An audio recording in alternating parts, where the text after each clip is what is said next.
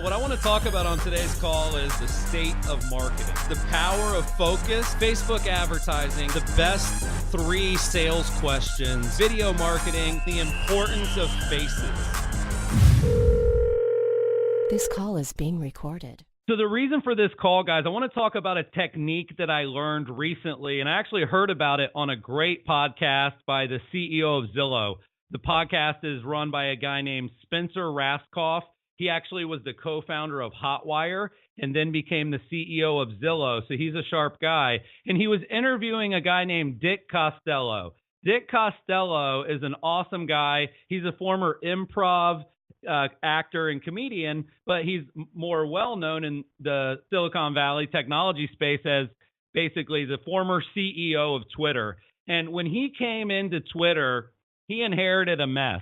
He was taking over a company and a brand that was kind of in a downward spiral. If you've never heard of the book Hatching Twitter, if you want to read like a really amazing behind the scenes look at how a company was born and started and grew, and of course all the drama that comes along with that, I highly recommend Hatching Twitter by Nick Bilton. It's basically like The Social Network, but for Twitter. And during the podcast with Spencer, he was asking Dick about his management and leadership style. You can imagine taking over a company that's not doing well and there's all this drama. One of the most important things is to come in and kind of survey what's going on. And Dick Costolo used an acronym that I want to share with you guys that I think you can use no matter what you do. If you're in sales, if you're in service, if you're in product, if you're in marketing, if you're in customer support, I believe this acronym is something that we can all use as we work each week. And it's called the Listen, Decide, Communicate technique. LDC, not LSD, LDC. Listen, decide, communicate. And it's a simple acronym. And you guys know I love acronyms. There's so many acronyms in the conversion code. But I'll give you an example of the listen, decide, communicate technique in sales. In sales, we do something called the 20-20-20 sale. The first 20 minutes of our calls is 100 dedicated to listening and digging deep and figuring out what does this person need. If we don't know what the problem is, we can't sell them a solution. And so in sales, the whole first 20 minutes of our call are listening. And then the next 20 minutes is deciding what the pitch should be for that person. We have to decide based on what we heard, what the presentation should be. So we listen on the first 20 minutes, we decide in the middle 20 minutes, and then we call the lead back and we communicate the plan on the sales call. So that would be a real world example of listen, decide, communicate. Another example, we had a call recently about angry customers. You know, what do you do when somebody doesn't like your answer? What do you do when somebody's really upset? And we all agreed that the best thing you can do is let them vent. Let them be angry. Well, what is that? That's what Dick Costolo calls listen. Listen to them. And then decide what you're going to do for them. And then communicate it back to them. Too many companies and too many leaders decide and then communicate and then listen. And that's not the kind of company that we want to be. We want to listen to our customers, listen to our staff, decide the plan of action, and then communicate that clearly. And I have to be honest, my favorite part of what Dick Costolo talked about is actually when he said, we must optimize our communication for clarity, not for avoiding hurting people's feelings. It is so common, like as an example in sales, I'll give you another sales example. We listen to the lead and we decide they're not a good fit, but then we don't go back and communicate to that to them. You know, you have to complete the trifecta. Your goal is not to be ambiguous. Your goal is to be clear, even if it hurts people's feelings. And they don't mind it as long as you listen to them first and then you decide the plan of action and then you communicate it. And I'm actually a fan of saying no sometimes, guys. Like sometimes your communication back is no. Hey, guys, can you add this new feature? Hey, we heard that you wanted the feature. Chris and Jimmy have decided we're not going to add it. That's clear. But when you beat around the bush, oh, you know what? I'm going to talk to them. I'm going to see if we can work on that. Oh, let me see if they can put it on the product roadmap for you. Ambiguity is not good. People want clarity, even if it's a no. No's okay. We say no in sales all the time. It's liberating. We believe in no as a company, and we want you as our employees to believe in no as well. So don't be afraid of saying no. We say it in product all the time. We get on marketing calls every week and say no to things. No is the new yes. Less things done better is actually the new more. Quality is what creates quantity, and things being simple are what cause things to be effective. So sometimes when you listen and decide, what you're going to go communicate back is, no, we're not going to add that feature. No, we're not going to change that. No, we're not going to make things different. I remember when I was at Dotloop, which is a great company, basically acquired by Zillow for $108 million, a lot of people would want us to build out functionality for the fax machine. They would ask us if we could improve our faxing functionality. And we listened to them, and then we decided that we wouldn't. And then we communicated it back clearly that faxing doesn't help people work better together. So we're actually not going to make that feature that you asked about. That's how you run a good organization, guys. You listen, you decide, and then you communicate.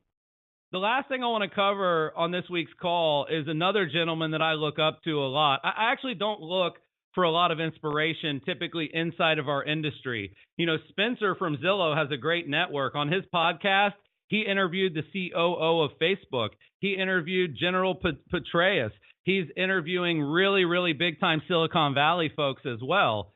And there's another guy that I love watching and love being inspired by. His name is Ben Horowitz. And Ben Horowitz, he's the co-founder of Andreessen Horowitz. They have invested in companies like Facebook and a bunch of other big ones. And he has a book that he put out that I think you guys should all read called The Hard Thing About Hard Things. And the idea is that sometimes when you listen and make a decision and then go back to communicate it, sometimes it's not the answer they want to hear. Like, communication is easy, but it doesn't mean that it doesn't make people upset. So I was watching this great video with Ben Horowitz, and he was talking about management and leadership. And he talked about this idea that there's really just one management concept that would help everyone. And it feels really relevant to what we've been doing lately at Curaytor. And the idea is that when there's going to be a change or an announcement, you have to think about a 360-degree view. So as an example, we rolled out Curaytor Brain last week, and we rolled it out, Curaytor Brain for Facebook ads. Well, when Jimmy and I were working on that, we were largely thinking about our customers. How can we build a technology that will make our customers' lives better?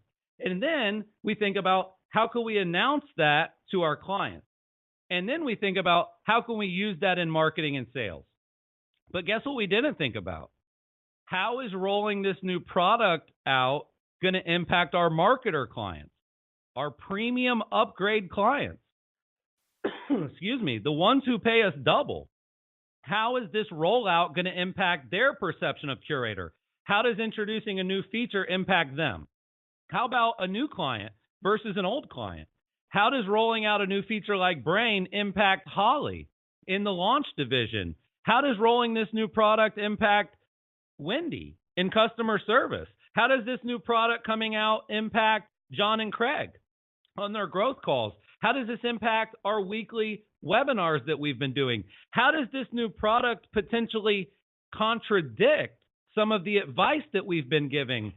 So I love this idea that when you make a decision and you communicate it, you have to really be conscious of how everyone at the organization is going to be impacted by it.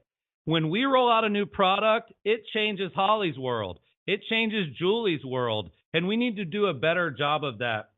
As like I mentioned before, like, how does this new product that's coming out impact the people that are killing it with Curaytor versus the people that are struggling with Curaytor?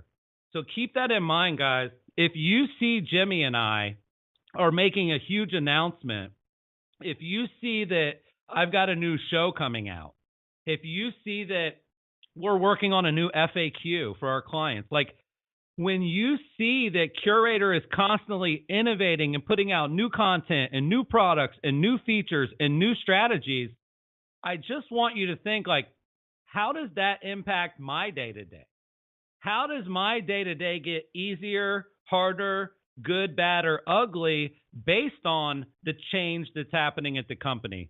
So I can tell you, at the management level, I've been meeting with Tyler. I'm going to meet with Sarah and with Holly, but we have to do a better job of understanding how do the changes we make as a company, when we listen to all the feedback and then we decide to make a change, when we communicate that change, how does that impact everybody at the company, all the customers, the customers' customers? How does that impact marketing? How does it impact sales? How does it impact support?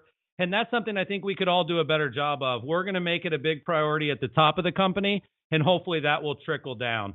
So just to recap, guys, absolutely loved the podcast with Dick Costolo. I want you guys to think about listen, decide, communicate with everything that you do.